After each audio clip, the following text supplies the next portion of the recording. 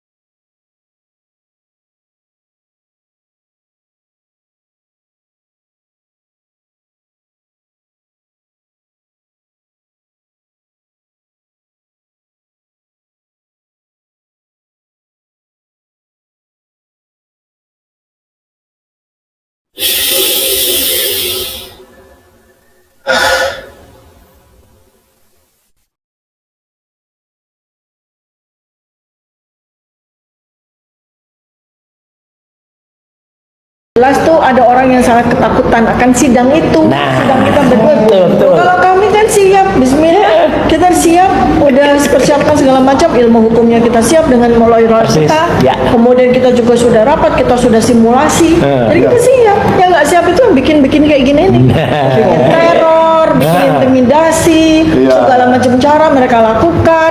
Yang mereka katakan itu padahal kita bukan aib, itu kan sesuatu yang biasa aja. Iyalah, itu kan yang terjadi, itu biasa. Setiap orang punya kan. Terus upayanya Dokter Tifa apa? Ketika ini terus terang banyak yang Dok, banyak yang kemudian bilang ke kita ya, Mike ya, dan juga Pak Janes, gimana cara kita nyumbang ke Dokter Tifa? Boleh nggak? Boleh nggak gitu? Boleh sekali. Tapi jawabnya boleh, jangan kayak yang sono loh. Kalau jangan, boleh dong. Boleh dong. Gitu. Silakan Dok. Ya, jadi saya tadi juga barusan kan podcast dengan teman-teman media, saya katakan bahwa selama ini tuh saya berjuang di lapangan, di grassroots ya, dengan aktivitas sosial saya, kesehatan dan sebagainya itu menggunakan buku saya. Jadi selama ini yang jadi bohir saya itu buku saya. Ya, supaya kita bisa berjuang, napas kita panjang, kan harus ada suatu sumber dana. Ini ilmiah ini. Ya, suatu sumber dana yang kita ini. Banyak kan yang dulu bisa aktivis, pada bikin kaos buat dijual gitu. Kalau Nggak apa-apa, saya, oke juga itu. Kalau saya dari dulu tuh buku. Makanya sekarang ini adalah waktunya saya sama Mas Roy melangkah dalam sebuah pertarungan ya, pertempuran, perjuangan yang betul-betul real di sidang.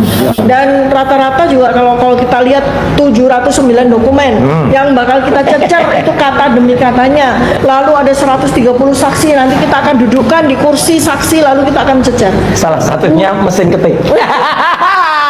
Itu Butuh waktu bertahun-tahun untuk menyelesaikan sidang itu. Makanya kita memang kali ini mengajak 220 juta rakyat Indonesia, Anda yang memiliki akal sehat, Anda yang mau menegakkan kebenaran, ayo donasi buku dengan kami. Ya, jadi kan Ibu sedang membuka donasi untuk buku bisa melewati sidang ini ya. Untuk Panjang buku nih, apa itu yang mau dijual atau untuk donasi? banyak karya-karya Dokter Tifa, banyak bukunya, ada yang bedah otak itu ya waktu itu. Otak politik Jokowi ada, Jalan Samurai Akademik ada, kemudian ada buku pandemi ya. Jadi saya membongkar tentang virus ya, seperti apa sekarang virus dibuat, bukan seperti virus zaman dulu, tapi ini virus sintetik yang dibuat di laboratorium. Baca buku saya. Yang terakhir yang paling spektakuler adalah buku kontroversi vaksin. 780 halaman. Kayaknya kalau ini saya harus podcast Bu Tifa sama Pak Dharma Pongrekun. Wah, cocok. Atau sama mantan Menkes ya. Bu Siti Fadila. Nah, yang kemarin duduk di samping saya, ngobrol banyak banget, dan nanti videonya akan ada di Roy Suryo Official. Wah, ya itu, tapi suaranya mohon maaf memang saya nggak keluarkan karena beliau itu, ibu itu siap Bu gitu. Salam juga untuk Dokter Tifa. Oh, salam. Iya, Bu Siti. Cuma kemarin ya, ini kan peristiwa yang sangat besar tanggal 29 Juni Ya. 2000. Besar sekali ya, peristiwa sangat besar. Saya kita bisa apresiasi dengan semua komponen. Akhirnya setelah kita berbulan-bulan diperlakukan dengan cara tidak manusiawi, melanggar hak asasi manusia, kali ini hari itu tuh benar gitu loh. Kali ini hari ini tuh benar, dari pagi sampai sore itu benar semua sesuai dengan undang-undang, sesuai dengan hukum kita. Maka saya berterima kasih kepada Dan 29 itu yang berada di Kejaksaan Negeri Jakarta Selatan ya. Iya, bukan 29, bukan 29, tanggal 22. 21, sorry. 21 minggu. Enggak dong. Ayo, ini berantem soal tanggal. 21 tuh itu ada yang potong tumpeng itu. Kita Jadi, tapi Dokter Tifa untuk sidang hari Kamis sudah siap ya? Insya Allah siap, tadi besok rapat ya. Rapat, jadi saya siap, kita dukung. ya sama-sama, kita punya tim masing-masing tapi saling bersinergi. Nah, ada dua video yang kontroversi, yang berbeda. Yang pertama, berita tentang kasus hutang piutangnya Tifa dan penyegelan apartemennya Tifa. Dan video yang lain, Tifa membantah itu hanya hoax, isu recehan, berita recehan yang nggak perlu ditanggapi ya. Tapi di sini menandakan bahwa mental Tifa memang hebat. Mental Tifa memang hebat karena setelah mengatakan bahwa kabar tentang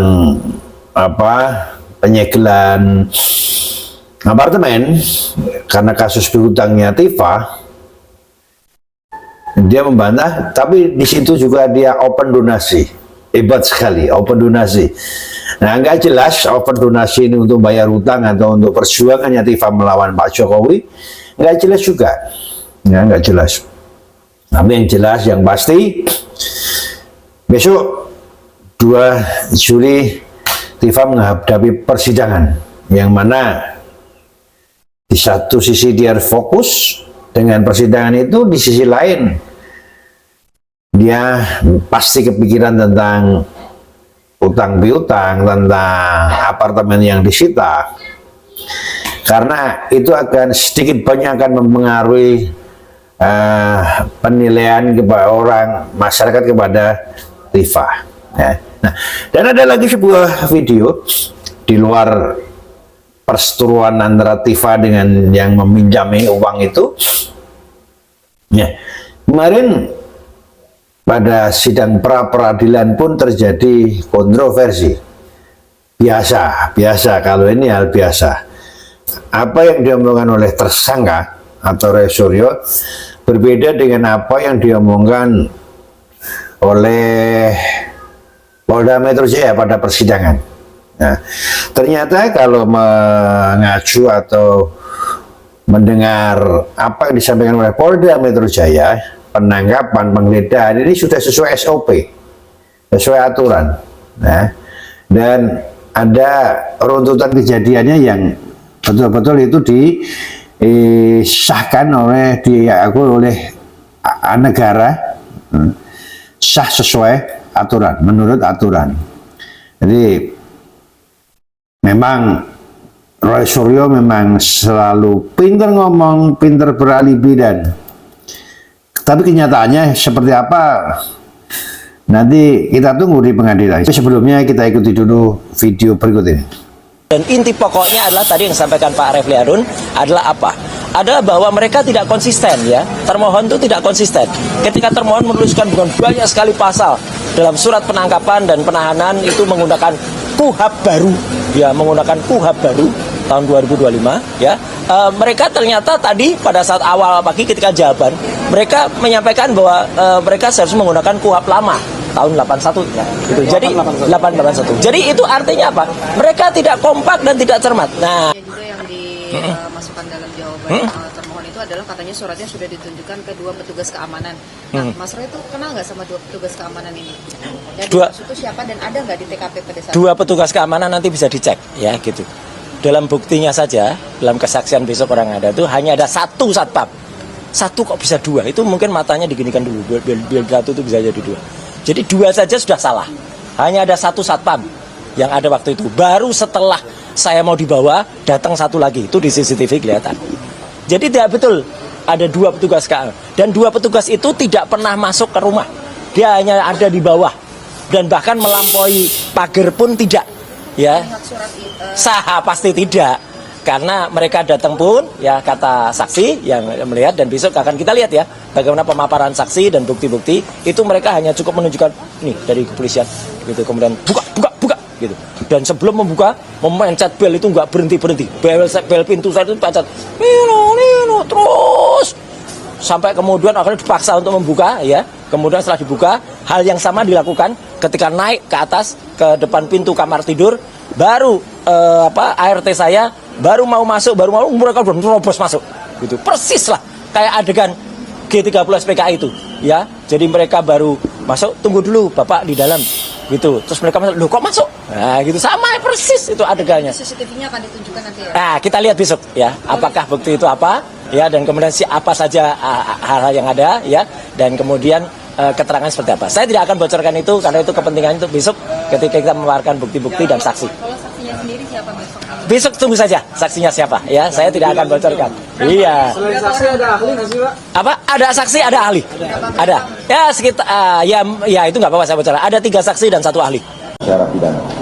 Bahwa pemohon dalam permohonannya mendalilkan sebagai berikut. 1.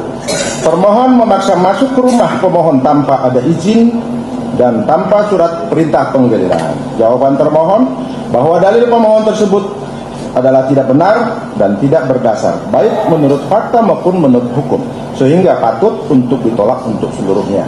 Bahwa sebagaimana telah diuraikan dalam bagian fakta-fakta hukum, tindakan termohon mendatangi kediaman pemohon pada tanggal 19 Juni 2026 merupakan bagian dari pelaksanaan kewajiban penyidik untuk menyerahkan tanggung jawab atas tersangka beserta barang bukti kepada penuntut umum setelah berkas perkara dinyatakan lengkap atau P21 sebagaimana diatur dalam pasal 8 ayat 3 huruf B Undang-Undang Nomor 8 Tahun 1981 tentang Hukum Acara Pidana, bahwa sebelum mendatangi kediaman pemohon, termohon telah dilengkapi dengan penetapan izin penggeledahan dari Ketua Pengadilan Negeri Tangerang nomor 49 Penpid izin geledah tahun 2025 PN Tangerang tanggal 13 November 2025 serta surat perintah penggeledahan rumah dan tempat-tempat tertutup lainnya berdasarkan surat perintah penggeledahan rumah TAP /373/6 Romawi /Res.1.24/2026 di Reskrim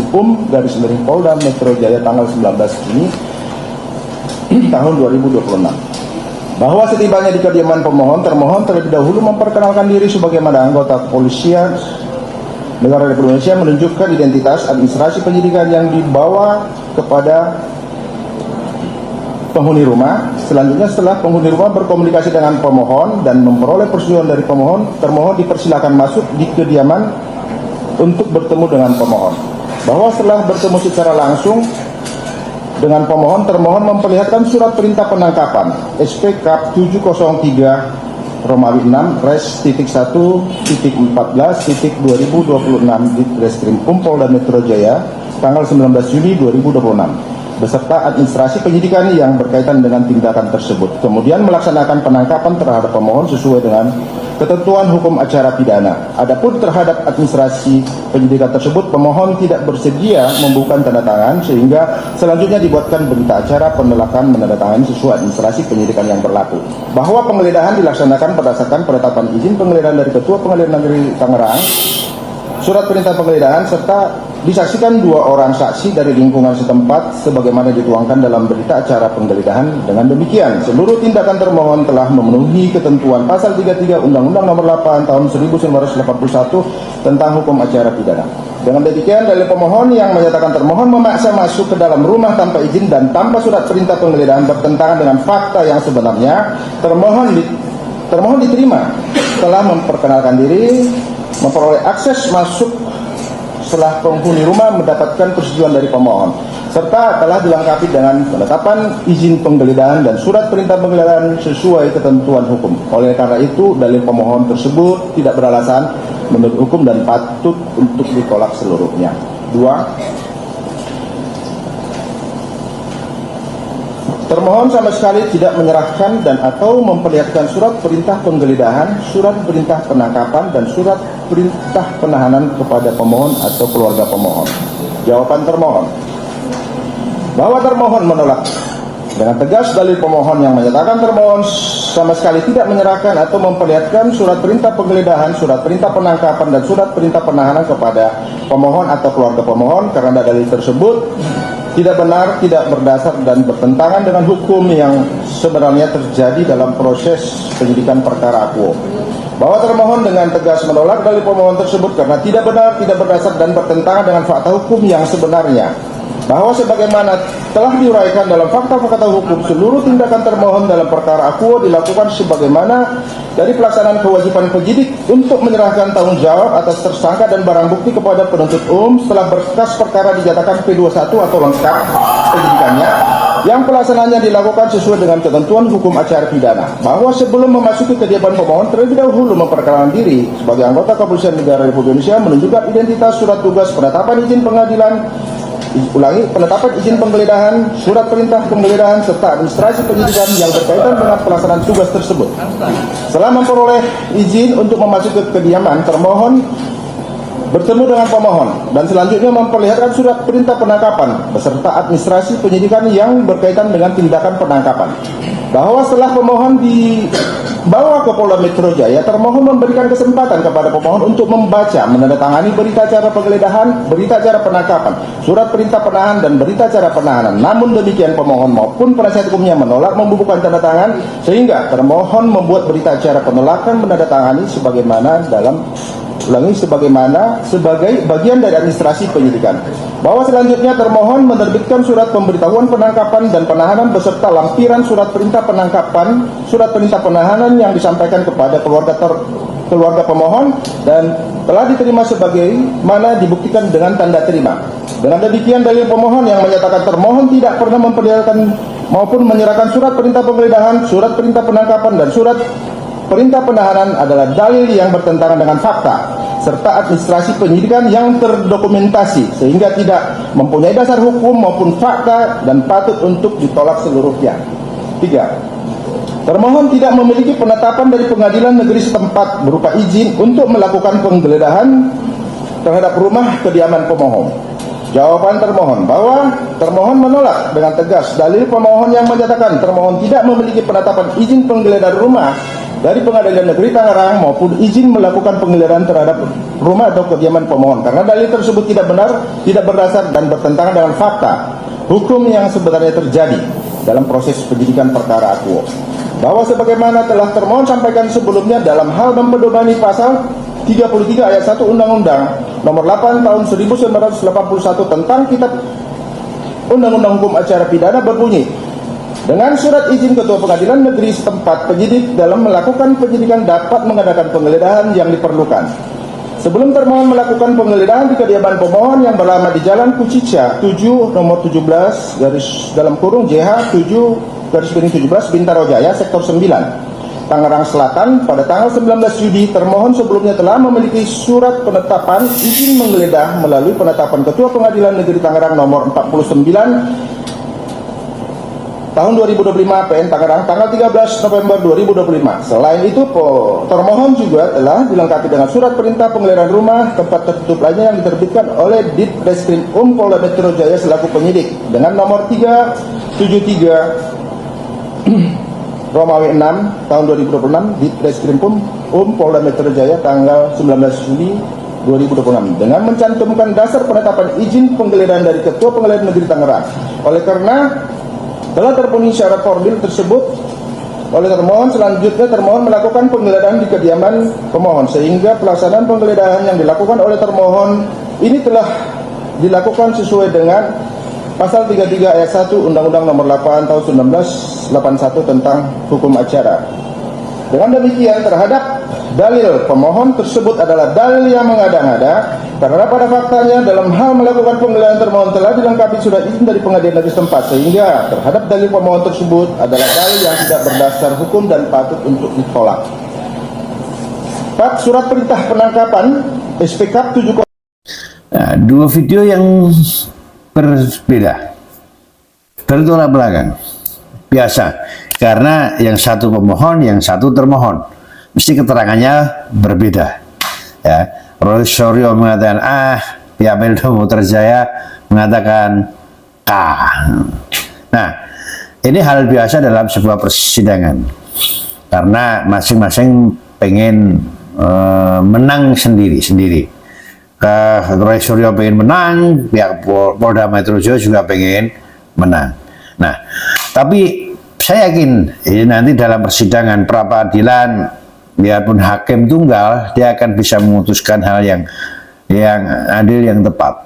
Ya, pasti akan terbongkar, akan terbukti siapa yang benar antara omongannya Roy Suryo dan Polda Metro Jaya. Masing-masing pasti punya bukti, punya saksi, ya, dan punya trik masing-masing. Ya.